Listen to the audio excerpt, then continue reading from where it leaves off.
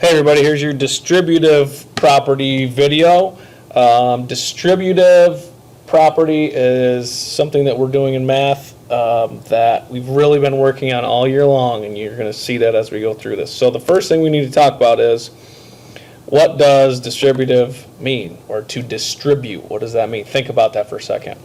If something is distributed to you, or if you distribute something to others, what does that tell you? It happens in school every day. Think about that.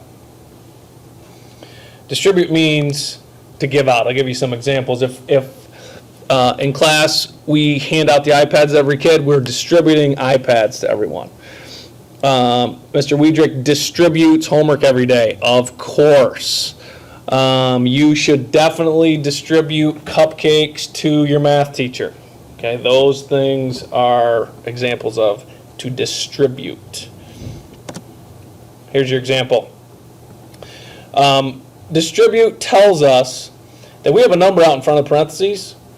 What we're going to do, we know that the number is smushed up against the parentheses. We know that that means multiply. So distribute has something to do with multiplication. Let's think about it. We know that in the past we've said parentheses come first, of course. So if we add this up, 7 and 5 is 12. We still have our 4. We haven't used that yet. So what's next is multiplication. So we're going to multiply 4 and 12. 4 and 12 is 48. While distributive property looks like this. I'm going to take this 4 and I'm going to multiply it by the 7, and I'm going to multiply it by the 5. Take a look. If I multiply 4 by 7, I get 28. And I do that again, but I'm going to multiply that 4 by the 5 this time. That gives me 20. So this is what we've got so far. We can combine these two. 28 and 20 gives me that same 48 that we got before. Okay, so this is your original order of operations here. Nothing wrong with that. Everything's fine. The reason I'm showing you that to distribute like this is because we're not always going to have nice, easy numbers like that on the inside. So let's give an example of that. So we now have a variable in there. You cannot say x plus 3 because we don't know what x is.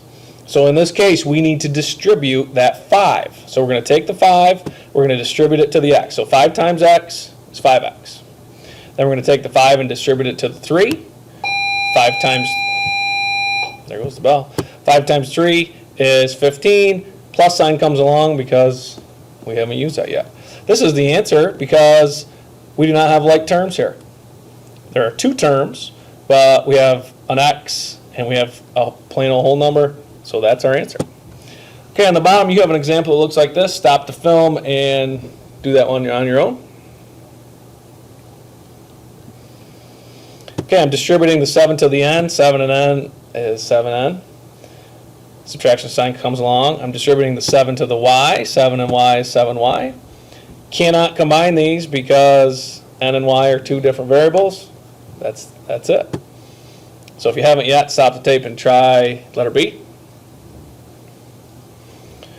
12 times p is 12p. Plus sign comes along with us. 12 times 4, 48. Cannot combine these two. Again, you have a whole number and you have a variable that are not like terms. Therefore, that is your answer. Remember, you can stop, go back at any point here to catch up with me, to hear things again. Please do that.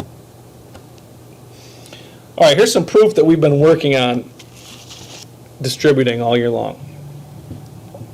So you know that we've worked on this exact type of math in your head since the very beginning of the school year. Now we're just going to prove it using this particular method. Okay?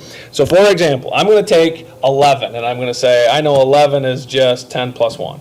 Why? Because 10 and 1 are easy to deal with.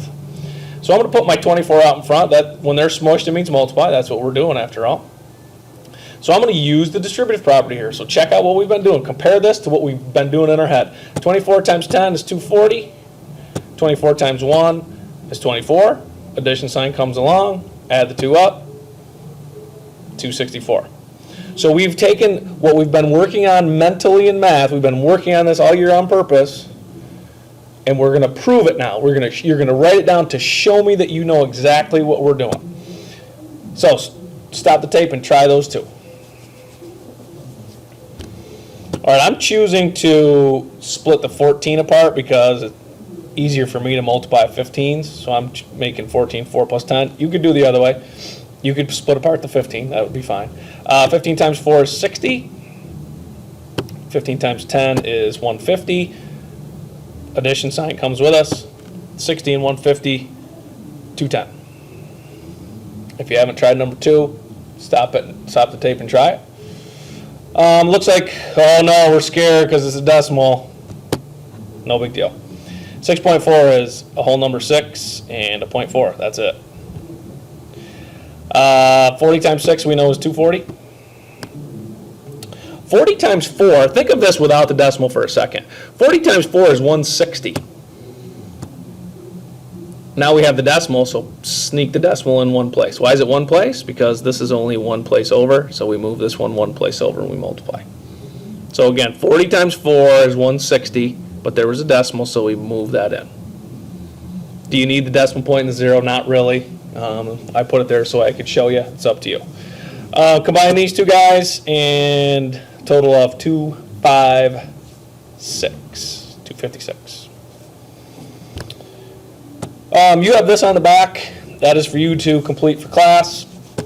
And don't forget, you have to bring to class tomorrow an example of distribution in real life. Some way that you hear something is being given out, passed out, anything. That's distributive property. Thanks a lot.